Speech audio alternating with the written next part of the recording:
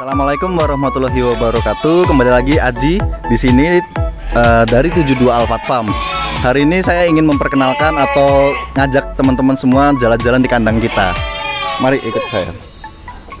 Oke.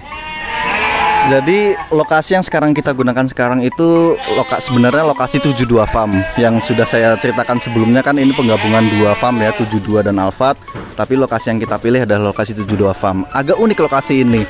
Kalau kita lihat di Google Map, ketika aja 72 Alfat Farm Yogyakarta, itu keluarnya di tengah pemukiman di daerah padat di Nitikan Baru, Yogyakarta.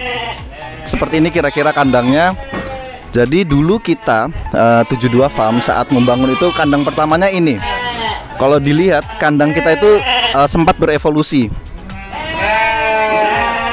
Ini kandang pertama kita, kandang percobaan, yaitu dari kayu, dari besi.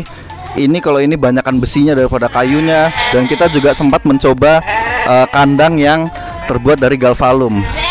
Jadi ini adalah kandang percobaan kita sebelum membangun kandang yang ada di sebelah sana. Setelah ini berjalan, akhirnya kita memilih bahan kayu lah yang paling cocok untuk kandang kami. Kenapa? Karena sebenarnya galvalum atau besi juga cocok, tapi kalau kita punya domba yang bertanduk itu akan sangat berisik sekali. Selain suaranya berisik, dan kalau tanduknya kena besi itu akan gelondengan lah, ibaratnya seperti itu. Nah, setelah ini kita sudah pelajari bahwa kandang ini kayu yang terbaik, lalu juga kita rasa ternyata jarak antara alas kandang dan tanah itu kurang tinggi. Kita akhirnya buat penyempurnaan kandang. Kita buat kandang yang baru di sebelah sini. Di sisi timurnya kita buat kandang baru yang full untuk kerangkanya 100% kayu. Ada beberapa hal yang kita perbaiki di sini, yaitu tinggi kandang dari tanah hingga ke alas kandangnya kita tinggikan.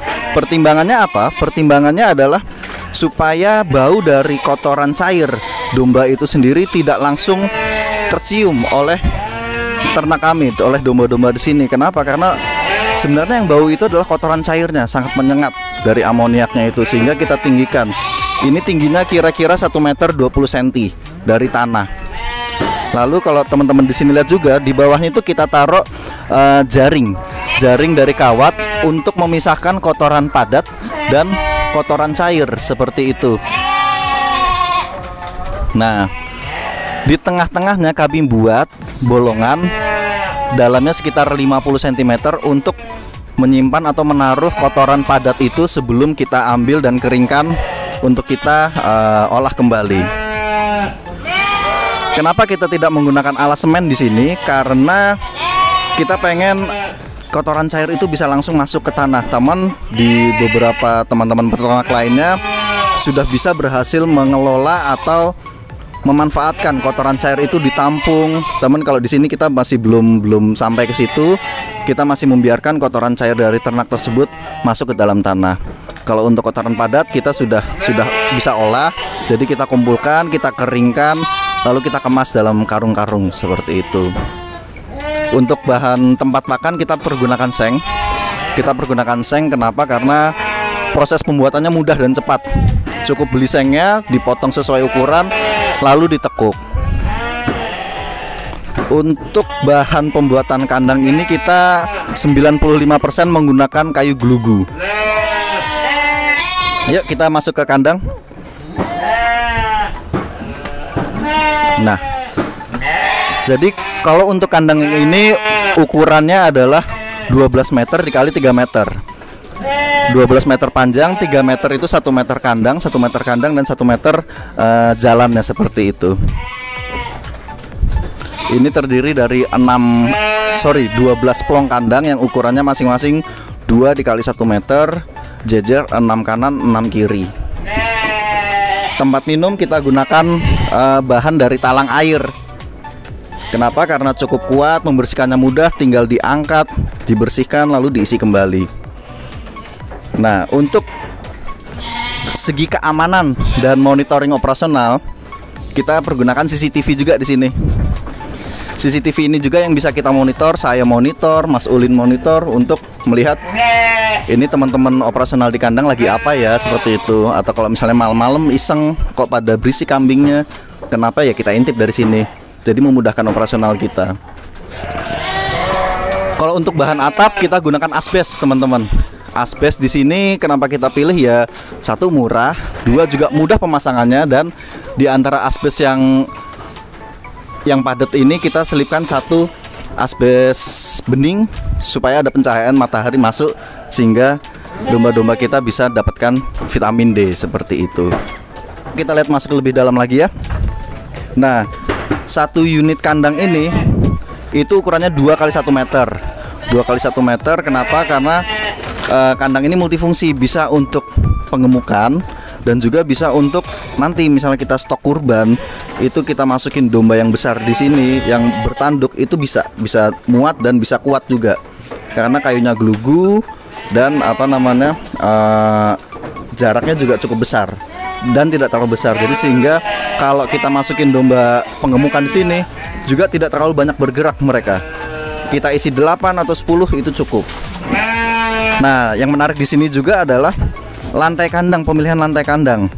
Lantai kandang ini kita pergunakan palet plastik. Palet plastik ini kita beli dari koperasi PPKDY ya. Kalau teman-teman ada yang berminat ingin membeli, ini juga tersedia di sana palet ini. Penggunaannya sangat praktis. Jadi sebelumnya untuk di kandang yang sebelumnya tadi saya jelaskan itu kita gunakan kayu reng bengkire yang pemasangan itu repot sekali, harus dipaku satu persatu, terus nanti kalau misalnya kayunya rusak kakinya bisa kejepit, jadi maintenance-nya banyak. Kalau kita pergunakan palet plastik ini cukup aman bagi domba. Coba sini kita lihat kaki dombanya ya, sini. Nah itu kalau kita lihat kaki dombanya itu bisa aman, kecil sekali kemungkinan kaki itu terjepit. Bandingkan kalau teman-teman di sini masih menggunakan alas yang berasal dari kayu reng atau lebih parah lagi menggunakan bambu, itu resiko kaki kejepit sangat tinggi. Itu dia kenapa kita untuk mempersingkat waktu maintenance, memperkecil resiko kaki kejepit, kita pergunakan palet plastik ini. Ya kalau di total sih sedikit lebih mahal memang, tapi untuk waktu pengerjaan, biaya maintenance, resiko ternak yang kejepit itu rasanya sih lebih besar resiko itu ya daripada investasi kita di awal untuk membuat lantai kandang ini menggunakan palet plastik seperti itu. Lalu untuk ini jalur tengah ini, kalau jalur tengah ini kan buat kita aja nih, buat manusia. Jadi kita pergunakan bambu. Kita menggunakan bambu karena bambu ini cukup kuat. Ini dari bambu petung, bambu yang besar-besar segede paha saya ini. Kita belah-belah untuk dijadikan alas kandang. Seperti itu. Kenapa pakai bambu? Lagi-lagi efisien dan murah. Seperti itu. Yuk. Nah, sekarang kita coba jalan-jalan ke kandang jantan. Ini kita sebutnya kandang jantan super karena rata-rata yang kita masukin ke sini itu adalah domba jantan bertanduk besar. Ada juga beberapa yang kecil, tapi umumnya kita taruh di sini yang berukuran besar. Contoh di sini. Mungkin agak gelap sedikit, nggak apa-apa ya. Nah, ini contoh 2 domba terbesar yang kita punya. Nah, ini rekan-rekan dari Fakultas Peternakan UGM. Oke, jadi ini adalah rekan-rekan dari Fakultas Peternakan UGM yang sedang proses magang di peternakan kami. Kedua rekan-rekan ini, adik-adik ini membantu operasional kami hari ini dari pemberian pakan, pembersihan, dan lain-lain. Nah, ini adalah areal kandang domba jantan kita. Ini kita sebutnya kandang baterai. Kenapa? Karena isinya satu kotak itu 1 ekor. Jadi dia tidak bercampur, tidak bertemu satu sama lain. Kenapa? Karena berbahaya, bisa bertarung mereka. Contohnya sini.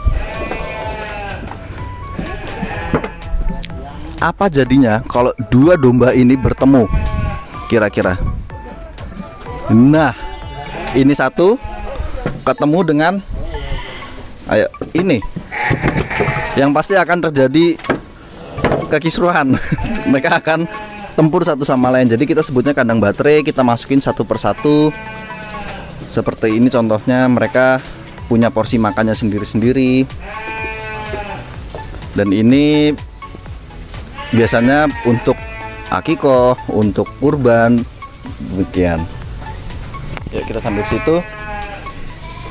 Ini juga beberapa koleksi dari domba jantan super kita. Contoh ini, kalau di daerah Yogyakarta ya, itu punya domba jantan itu harus bertanduk. Tanduknya harus melengkung seperti ini. Punya kacamata. Kalau bagus lagi bisa punya masker seperti ini. Di mulutnya ada maskernya. Jadi dia ikut protokol kesehatan juga. Nah, kita memang mengutamakan untuk domba-domba jantan besar ini spesifikasinya seperti itu. Tanduknya bagus, punya kacamata, masker. Kalau bisa di ujung-ujung kakinya juga ada corak hitamnya, jadi seperti memakai sepatu. Karena beberapa kali kita ketemu konsumen pun menanyakan, "Mas, dombanya kacamataan nggak? Pakai masker nggak mas? Pakai sepatu nggak mas?" Nah itu istilahnya ada coraknya, jadi bukan pakai masker beneran, kacamata atau pakai sepatu enggak, tapi coraknya sudah komplit seperti itu. Kalau kandang ini kita khususkan untuk domba berjenis Merino. Ini keluarganya dari bintang film Sound the Ship ya. Jadi domba-domba Merino kita taruh di sini semua. Merino ini punya keunikan di mana bulunya itu bisa sampai pipi. Dia lucu memang, seperti apa ya? Sepertinya kalau misalnya nanti Idul Adha dipotong itu kasihan ya, tapi ya gimana lagi, memang ada peminatnya sendiri di Jogja ini, domba-domba lucu seperti ini, domba Merino, sehingga mau nggak mau kita punya stok. Anak saya sendiri pun juga suka dengan domba Merino ini, sampai berkata, "Pah, domba yang ini jangan dijual dong Pah, karena lucu banget bentuknya." Ya gimana nak, kalau nggak dijual papa nggak dapat uang Pak. Kayak gitu. Nah tapi ini keunikan dia itu dagingnya sangat tebal ya. Walaupun bulunya mereka tebal, tapi mereka gendutnya bukan gendut bulu aja, dagingnya pun juga sangat tebal ini. Seperti itu. Dan untuk kita sebelumnya juga punya koleksi sebelumnya, tapi sudah laku terjual, yaitu domba persilangan antara Merino dan Garut. Jadi bentuknya besar sekali seperti ini, tapi dia punya tanduknya tanduk Garut. Nah ini kita sekarang lagi coba belajar mengawinkan antara Merino dengan betina Garut supaya bisa mengeluarkan anakan yang persilangan tadi itu ya. Yang sudah saya jelaskan sebelumnya, 72 Alfa Farm ini berada di tengah pemukiman padat di daerah Nitikan Baru, Yogyakarta. Jadi kita sebagai owner dan sebagai pelaku usaha di sini harus pintar-pintar cari cara gimana sih biar kandang itu nggak bau, gimana supaya tidak mengganggu warga sekitar, bagaimana supaya tidak dikomplain. Kunci pertama adalah pemilihan pakan. Pemilihan pakan kita full menggunakan 100% pakan kering. Tidak ada pakan yang bercampur dengan air atau biasa kita sebut komboran. Semuanya bersifat kering sehingga buangan dari domba tersebut atau kotorannya itu tidak bau. Dan tadi juga sudah saya jelaskan juga di penjelasan kandang. Kandang itu tingginya 1 meter lebih. Kotoran basah dan kotoran cair tidak bercampur sehingga dapat meminimalisir bau itu sendiri. Nah tadi kan untuk menghindari bau, 1 dari pemilihan pakan, 2 dari konstruksi kandang. Nah yang ketiga ini saya mau bukain satu rahasia nih, mungkin bisa diaplikasikan juga oleh teman-teman peternak yang memiliki masalah dengan aroma atau bau yang kurang sedap. Saya atau kami menggunakan asap cair. Jadi kita hilangkan bau itu dengan cara diberi karbon. Karbonnya berasal dari mana? Jadi ada satu kenalan saya, rekan di daerah Bantul situ, dia menciptakan satu terobosan dengan menangkap asap bakaran dari sekam, daun kering, itu dimasukkan ke dalam air. Jadi air itu sifatnya karbon sangat kental, dan itu kita encerkan lagi, kita semprotkan ke areal yang berbau atau kotoran. Areal kotoran itu nanti efeknya akan seketika. Jadi karbon beda dengan bakteri. Kalau bakteri itu kan biasanya kita beli di entah itu toko kimia atau di marketplace, itu bio apa mereknya kan banyak. Tapi ini kita sifatnya dikarbonisasi supaya karbon itu yang bereaksi dengan kotoran-kotoran itu atau bakteri-bakteri itu. Jadi bakteri ketemu karbon. Kalau bio itu kan bakteri ketemu bakteri. Nah ini bakteri itu kita karbonisasi seperti itu menggunakan asap cair. Disemprotkan ke kotorannya. Betul, disemprotkan ke kotorannya. Sebenarnya itu tidak hanya bisa diaplikasikan untuk kotoran saja. Jadi misalnya punya maaf kamar mandi yang agak kurang sedap atau daerah-daerah rumah, garasi, gudang yang kurang sedap, itu juga efektif. Pertama kali disemprotkan itu baunya agak mirip bau sesuatu yang terbakar.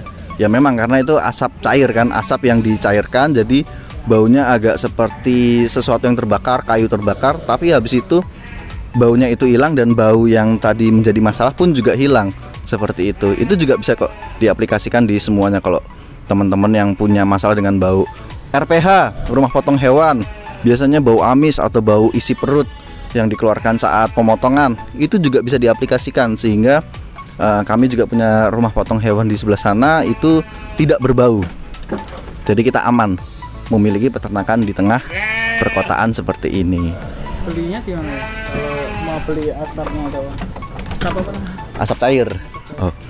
Asap cair itu belinya di daerah Bantul karena itu masih usaha perorangan ya. Jadi teman saya itu masih sifatnya belum komersil, masih apa namanya, perorangan. Dia belum buka toko, CV atau apa. Cuman karena kebetulan kenal yang bersangkutan memiliki eksperimen seperti itu, saya aplikasikan dan ternyata berhasil. Nanti kalau ada yang berminat bisa sampaikan di kolom komen, nanti kita akan sampaikan kontak personnya. Seperti itu. Terima kasih, itu dulu dari kami 72 Alfat Farm untuk perkenalan kandang kami. Wassalamualaikum warahmatullahi wabarakatuh.